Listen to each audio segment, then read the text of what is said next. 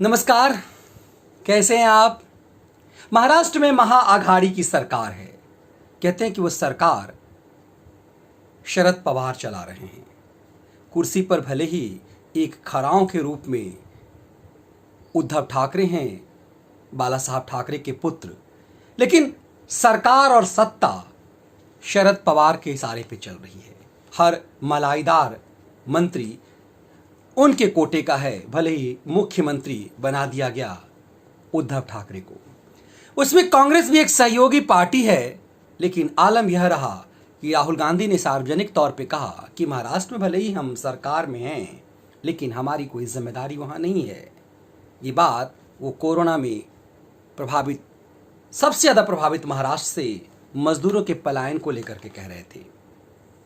लगातार ये देखा गया कि महाराष्ट्र में भले ही मुख्यमंत्री उद्धव ठाकरे हों, लेकिन चल शरद पवार की रही है। पहली बार हुआ है कि शरद पवार और उनके भतीजे अजित पवार की टीम ने जो फैसले लिए, उस फैसले को उन्हें वापस लेना पड़ा। उन्हें घुटने के बल आना पड़ा मातोश्री में जाकर के। ऐसा क्या हुआ? शरद पवार को ऐसा क्यों करना पड़ा? और यदि ऐसा करना पड़ा तो क्या राजनीति के माहिर खिलाड़ी शरद पवार इस चोट खाने के बाद क्यों इतनी आसानी से छोड़ देंगे? दरअसल हुआ यह कि महाराष्ट्र में गृह मंत्रालय शरद पवार की पार्टी के पास है। अनिल देशमुख वहां राज्य के गृह मंत्री हैं और उन्होंने कई आईपीएस अधिकारियों की ट्रांसफर की लिस्ट जारी कर दी 2 जुलाई को।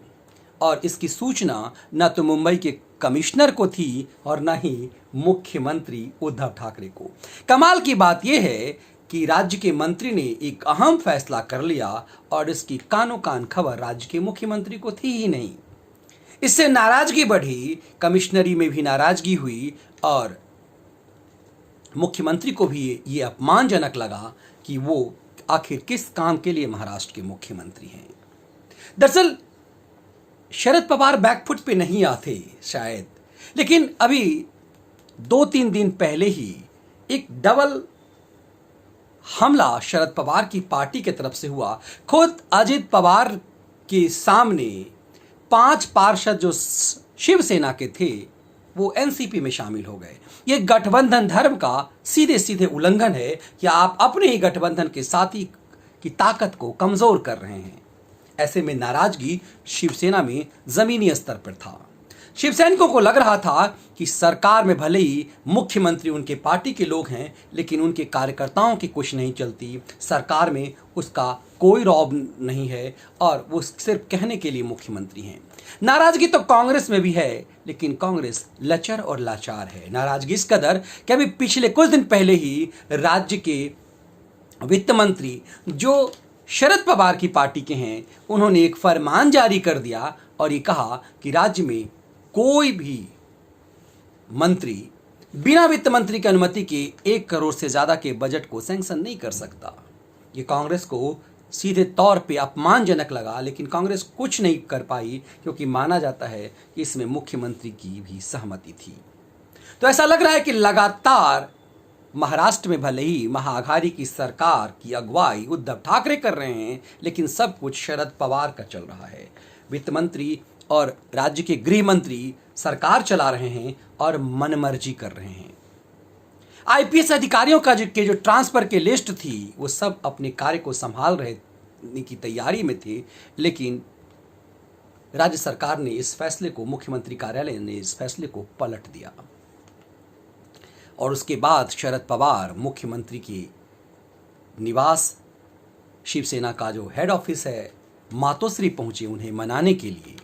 बातें क्या हुई, लेकिन सच यही है कि गृह मंत्री के फैसले को मुख्यमंत्री ने पलट दिया। इसका मतलब है कि महाआघाड़ी में कुछ भी ठीक नहीं चल रहा और हर कोई चोटिल है।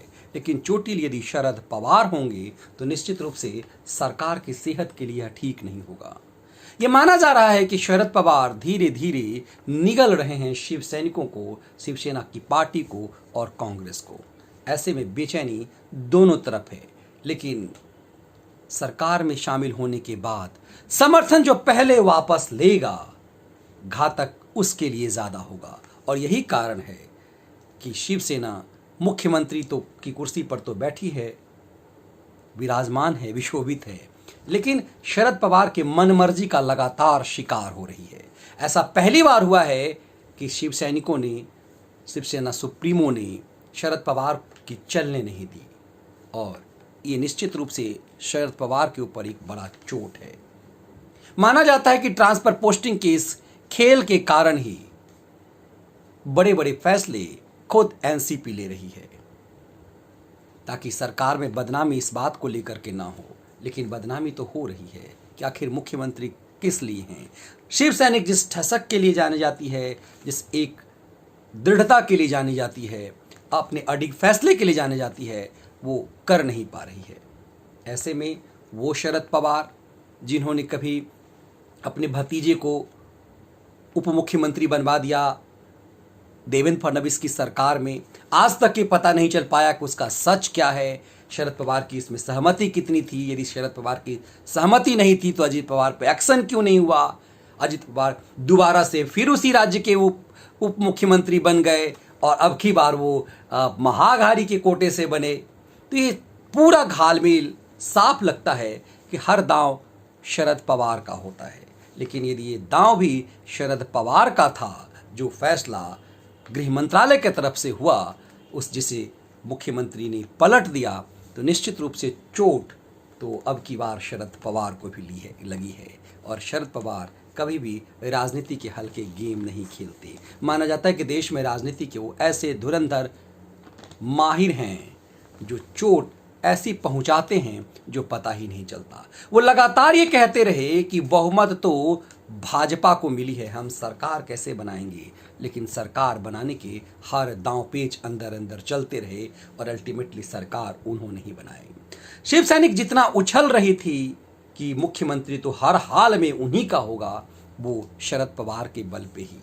तो शरद पवार ने इतना बड़ा खेल किया कि शिव सैनिकों को अपनी विचारधारा से पूरी तरह से 36 की तरह उलट करके रख दिया। इसमें बड़ी भूमिका शरद पवार की थी।